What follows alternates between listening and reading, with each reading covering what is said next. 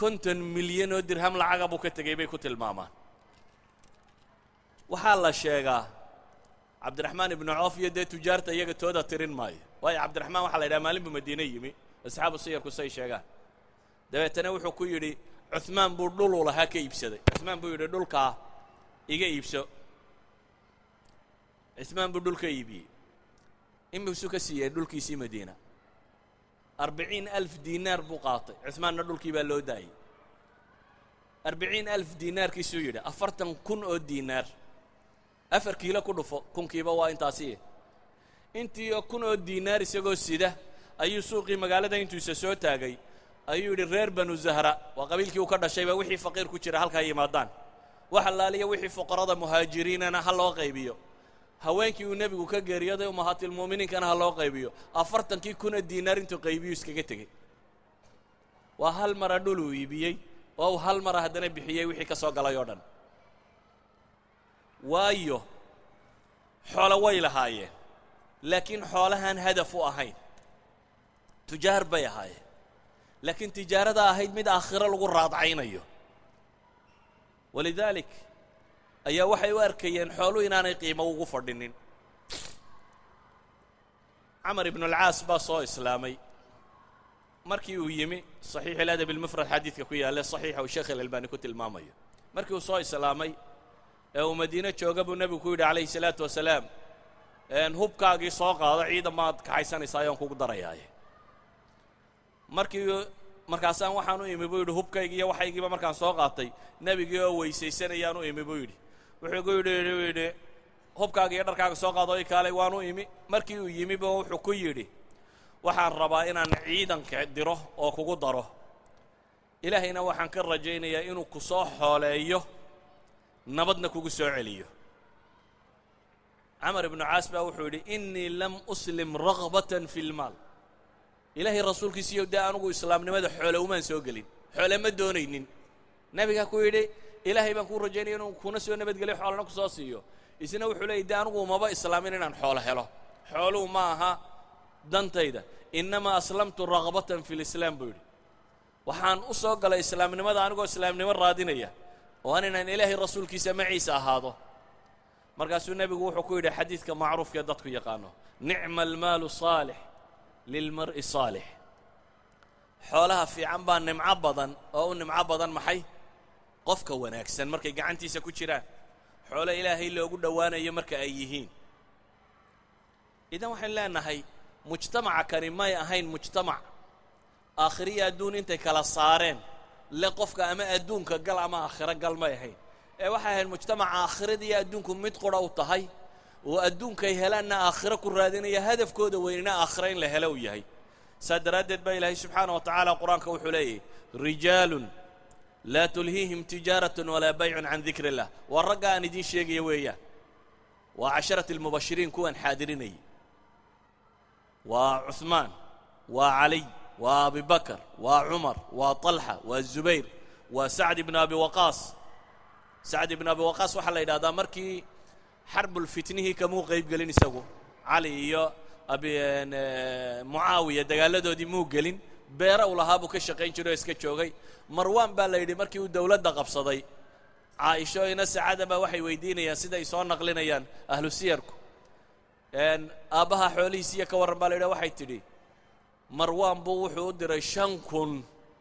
5,000 oo zaka ah zakadu imisay ahaan jirtay 2.5 kiisu hadday 5,000 yihiin xoolihiisa waa imisa yani waxay ahaayeen dad ilaahay yaqaana laakiin kuwaasaa ilaahay haddana qur-aanka wuxuu ku sifaynaya waxay ahayn rijaalun laa tulhiihim tijaaratan walaa baycun can dikri illahi wa iqaami الصalaati wa iitaa'i الzakaati yakhaafuun yowman tataqallabu fiihi alquluub walabsaar rag bay ahaayeen baa ilaahay leeyihi aanay ka mashquulinin tijaare iyo beec iyo waxgadasho iyo xoolo raadis ilaahay xuskiisa iyo salaada ogisteeda iyo zakada gudashadeeda rag aan waxaa kaga mashquulin bay ahaayeen yacni waxay ahaayeen rag u arkaya salaada cibaadada zakadu inay awalulbaab tahay u arkaya maalkuna inuu yahay sida kuwa loogu janno tago wax lagu janno tago isaguna aakhiro ku wada raadinaya laakiin hadday cibaadaadkiiba kaa mashquuliso janno weyday mar labaad waxaan leeyahay mujtamaca muslimka ama bini aadamku horumarku wuxuu u baahan yahay faa'id bay yidhaahdaan dawladdu say horumaru samayn karto waa in kharashka dawladda iyo mujtamacu wuxuu istihlaagooda wax ka badan waa inay kaydisaa waxaasi waa inuu noqon karaa wixii la invest garaynayey ee nolosha lagu horumarinayay mujtamac dhammaantii wada faqiiri horumarba ma sameeyo cuddo ma samayn karo cid iskama celin karo ma noolaan karo macquulla maaha haddaad tidhaha dadku fuqaro ha noqdaan oo masaajidka ha wada fadhiyaan dee noolaan maayaan baa ku xigta suurtagal maaha inay noolaadaan umma marka la rabo inay jirto waa macquul dad zuhaada ama faramadhan ama caynkan inay ku dhex jiraan laakiin umma bikaamiliha faramadhani macquul maaha umma bikaamiliha inta gacanta wax ku haysaa ay faasiq tahayna iyana suurtagal maaha haddii inta gacanta wax ku haysaaba ay faasiq noqoto suurtagal maaha maxaa la rabaa faa'id aakhiro dadka u hoggaamiya dheeraad nebigu calayhi salaatu wasalaam xadiidka saxiixii aad taqaaniin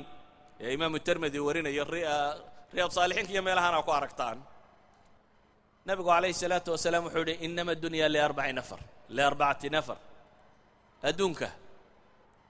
afar qof bay u sugan yihiin baa la yidhi afartani maxay kala yihiin cabdun rasaqahu allahu maalan wa cilmaa baa la yidhi qof ilaahay uu ku arsaaqay xoolo iyo cilmi xoolo wuu haystaa waa min anicam cilmina wuu hayaa oo ah xooluhu haddii aanay cilmigii alle lagaga cabsan lahaa wadan iyaga wax fasaadiya laakiin qofkan gacantiisa waxaa ku wada jira xoolo iyo cilmi baa la yidhi cilmi طariiqa saxa uu ku arko fahuwa yataqii fiihi rabbah wayasilu raximah wayacmalu lilahi fiihi bixaqihi nebigu wuxuu leeyahy calayhi salaatu wasalaam oo markaasi ilaahay kaga cabsanaya cilmiga iyo xoolaha la siiyeyba oo qaraabadiisa ka xidhiidhinaya oo ilaahay xuquuqdiisa ka gudaya wixii la faray xoolahan inuu ku qabto ku qabanaya fahada biafdali almanaasil buu nebigu leeyahy calayhi salaatu wasalaam aakhiro kaasi wuxuu ka soo baxayaa mansiladaha aakhiro la dega meelaha ugu fiican meel ka mid a saddexda kale hadda uma jeedo laakiin waxaan u jeedaa inaan tilmaamo aakhiro iyo adduun qofka muslimka ee dhabtaa way isugu jiraan waa meel qura bulshada muslimkaana waxaa looga baahan yahay faa'id iqtisaadiya inuu jiro oo horumar lagu samayn karo cuddo waacidduu lahu ma istatactum min quwa lama samayn karo haddaanu jirin faa'id iqtisaadiyi saa daraaddeed buu nebigu calayhi salaatu wasalaam xadiidka imaamu muslim warinaya wuxuu ku tilmaamayaa almu'minu alqawiy khayru waaxabu ila allahi min almu'min aldaciif wa fii kulli khayr mu'minka xooggan caafimaad iyo cilmi iyo aqoon iyo wax kastoo xoogu sheegaba mu'minka wata ayaa ka khayr badan mu'minka daciifka ah baa la yidhi labadubana khayr bay leeyihin waataynu soo sheegnay in fuqaradii muslimiintu ay lahayd dahaba ahlu duhuur bilujuur dadkii maalqabeenka ahaa baa xoolihii la tegey waxaynu leenahay muslimka aakhirada iyo adduunku waa mid qura waxaase la rabaa wuxuu yahay xooluhu inay noqdaan waxa qofka u hoggaamiya sultad xoolo quwo oo dhammi inay qofka u hoggaamin karaan samaha qur'aanka ilaahay wuxuu kaga warramayaa cabdu saalixa oo ilaahay subxaanahu wa tacaala sultiyo xooliyo wax walba la makansiiyey laakiin u adeegsaday طariiqii sawaabka ah inaa makannaa lahu fi اlard wa aataynaahu min kuli shayin sababa faatbaca sababa baa ilahay yidhi dalqarnayn waxaanu makansiinay dhulkaanu gacanta u gelinay baa la yidhi subxaana wa tacaala waxaananu siinay baa ilaahay leeyay min kulli shayin sababa shay kasta sababtii lagu gaadhayey wixii hanti lagu gaadho hantaa loo siiyey wixii cilmi iyo aqoon lagu gaadho cilmi iyo aqoon baa loo siiyey wixii karti iyo raganimo iyo quwo lagu gaadho waa loo siiyey qof dhammaystiran buu ahaa dabeeta isna muxuu ku qabtay fa atbaca sababa baa ilaahay yidhi sababtii la siiyey buu raacay dabeetana bashariyadoo dhan buu anfacay kuwii dulmiga lagu hayay ee ya'juuj iyo ma'juuj kolba rabshadda u geysanayeen waa kuu yidhi yaa dalqarnayni ina ya'juuja wama'juuja mufsiduuna fi lardi fahal najcalu laka kharjan calaa an tajcala baynana wa baynahum sadda waaran wax ku siinaya nimankaa naga qaba bay idhaahdeen waxa lay siiyey ayaa ka khayr badan buu yidhi xooggiinuuna igu gargaara waxaan uga jeedaa waa adduun buu gacanta ugu jiray laakiin uu aakhiro ku raadacaynayo